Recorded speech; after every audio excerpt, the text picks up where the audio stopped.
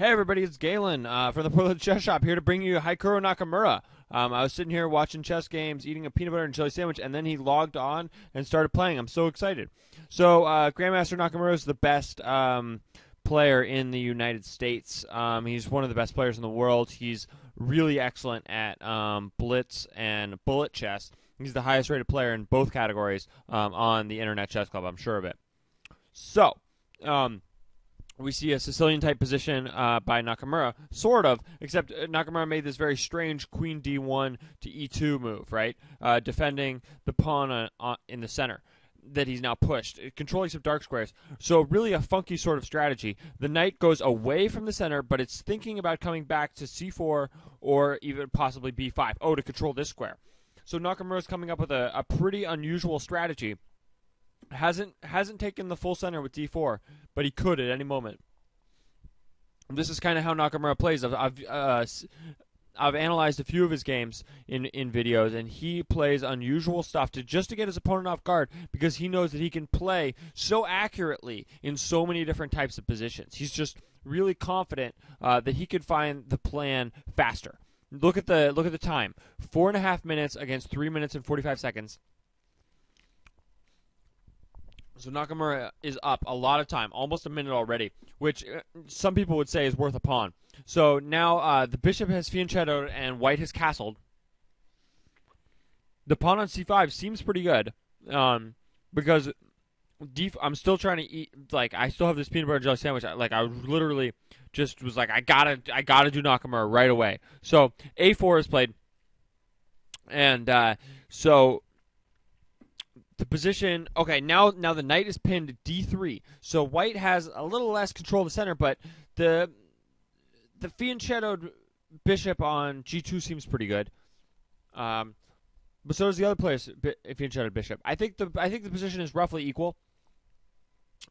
But that's the idea for Nakamura. Like, he doesn't need a significant advantage because he can find plans in any position, right? Any equal position, he can find plans to attack and put pressure on his opponent. And all right, so there's doubled pawns, but the doubled pawn does seem pretty strong, controlling b5 and d5. The rook comes to the center. It's sort of a waiting game. We're not totally sure what's going to happen, but what we do know is that Nakamura is up over a minute. He's playing his moves almost instantly.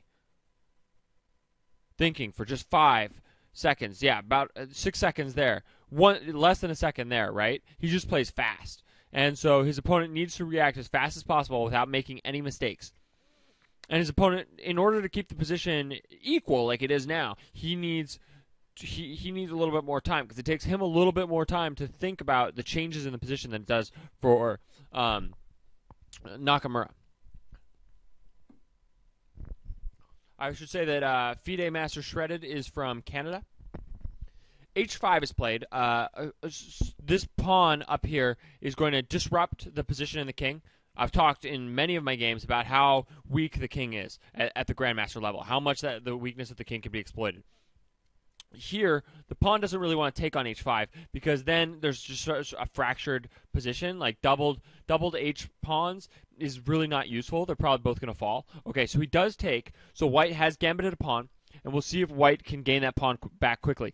Knight g5 seems like a really good move, opening this queen on this diagonal, right? In order to take this pawn and then threaten checkmate. That's what he's threatening in 2 moves. So black will have to play something sort of active. So h6, and the knight comes back to the center. Knights are good in the center. But now before the queen can take, the knight comes over here to defend. And now h4 could be played, I think, to try and keep the advantage of the pawn. But f5 is played instead, attacking the knight, and the queen takes. Oh, this is a good move because if pawn takes, then queen takes knight, and you see how fast Nakamura saw that. Nakamura saw that instantly. He played that just so fast, and now the black's king position is way too weak. The game is he's down 2 minutes and almost 3 minutes, and Nakamura just has a gargantuan advantage. That's my word of the week: gargantuan advantage in this position. So the knight can be taken again. But then what would white do? White would have a lot of options. He does decide to take it. White could take, and then king takes, and then take with a rook, or he could even take with the bishop. He could also think about taking with the rook immediately, like he does. And then if bishop takes, queen takes, the queen is a little bit closer to the king, which is even more dangerous. So here we see only 50 seconds. Capilano Bridge, Hikaru Nakamura, the best chess player in the United States, is putting the pressure on the Canadians. The queen takes on f5, attacking the rook takes here, attacking the queen. The queen moves back. The queen still putting pressure on this weak square right here, guys. So the rook moves over, attacking the knight, also going on the same line as the king. If the knight moves, then the rook can take the bishop a check, which would be devastating. So still, this bishop can't really take back. A lot of dynamic strengths here. The king moves, but then the king is forced to move again, basically losing a tempo. And now the rook moves over, attacking the queen. The queen retreats, and the queen comes back over to the other side. So now the queen's come back to the center, and he moves his rook to the center as well. We can see that this knight is pinned. It's attacked 3 times, and Nakamura is playing really well, and he's playing much, much faster than his opponent.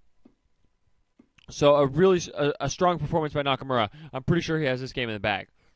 This knight on a5 is doing absolutely nothing, and black is basically down a piece because this knight is totally useless. It can't even come back to try and defend. The rook does take in here, invading his base a little bit, just because black is a little bit desperate, tries to attack the white king. But in this position, I don't think Nakamura is going to fall for a trick here. Check. Nakamura wins the queen for both the rooks, and still has another piece. He can easily check his opponent. Nice. So Nakamura takes that game down. Thanks for watching. Let's hope he plays another one.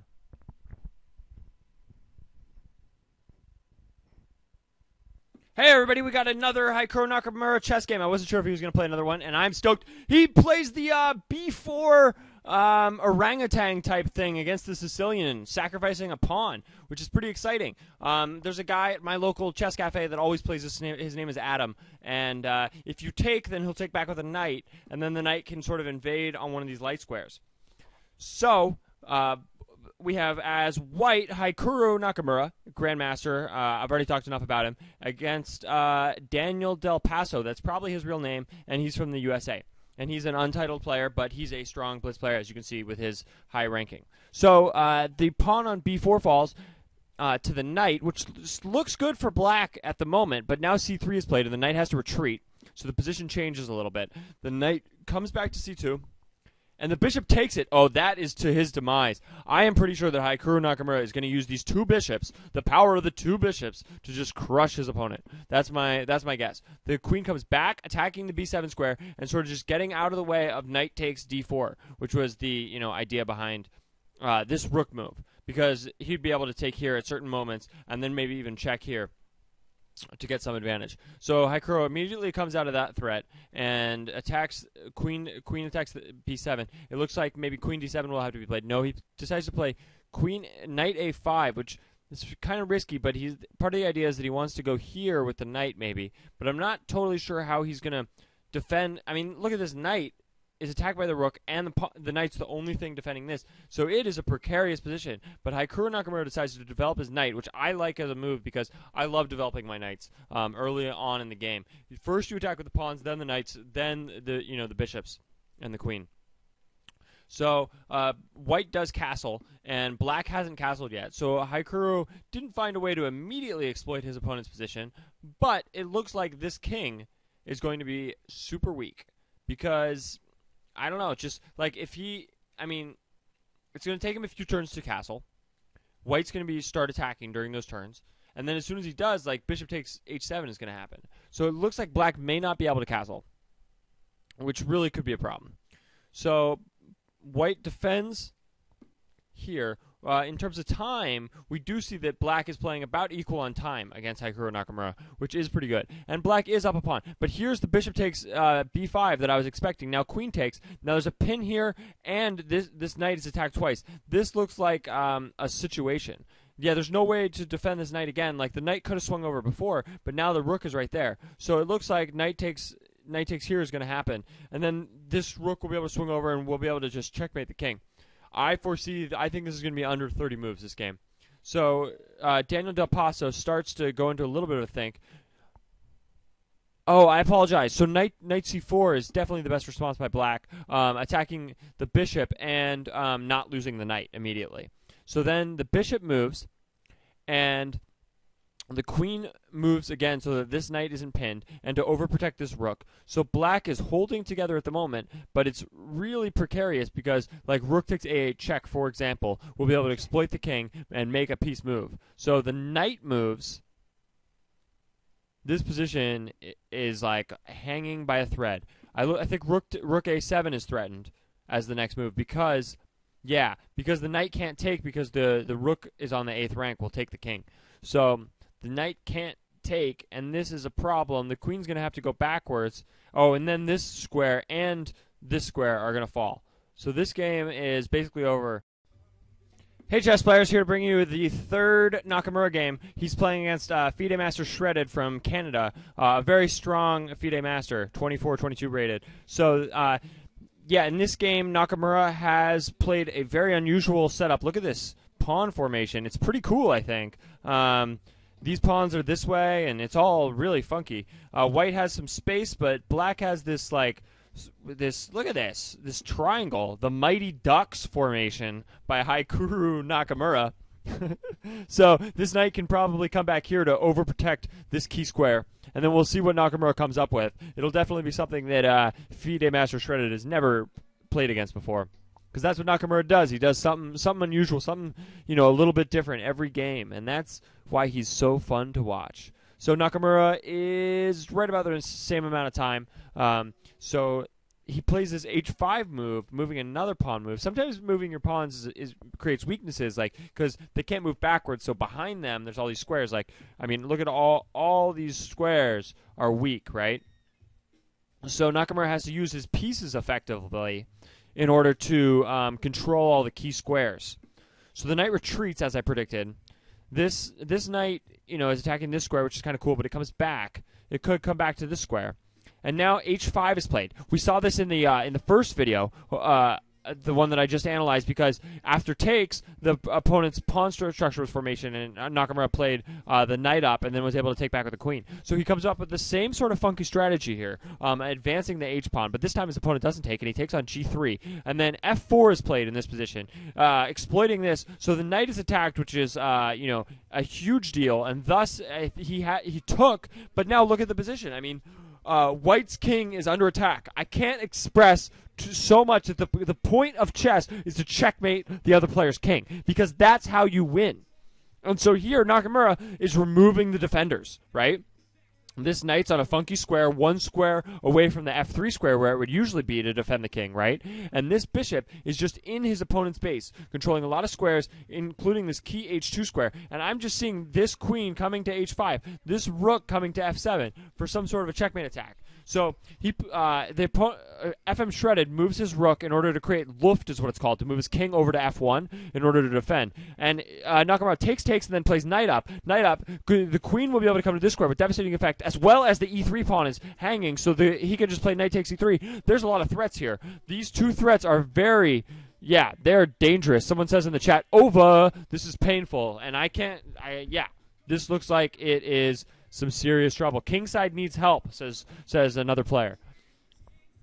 So Nakamura has some choices here. He could play knight takes e3 to go for a material advantage. I think he'll play rook takes, maybe. But he also has this queen here, this queen move that could be threatening an immediate checkmate. So Nakamura is thinking for a second. He's up about a minute, and he goes, okay, it is for sure checkmate. Because look, I mean, rook, queen h2. We saw that White played rook e1 and then back, which can't be helpful, right? So he lost a whole turn in his at the point where he really needed to defend. But the bishop comes down to defend these dark squares, and then Nakamura had predicted this and places knight back to this rank, and the bishop looks like it could be really strong. But now Nakamura plays knight takes e3. I wonder how exactly this changed the position. I'm not totally sure. So the knight is really powerful on e3. It could either remove this key defender, which might be really good, or it can take the rook. But white just gives up in this position because Nakamura is too strong. He's up over a minute, and the white king is just falling. It is a GG situation. Thanks for watching. Appreciate it. Thumbs up if you liked it. All right, have a good one.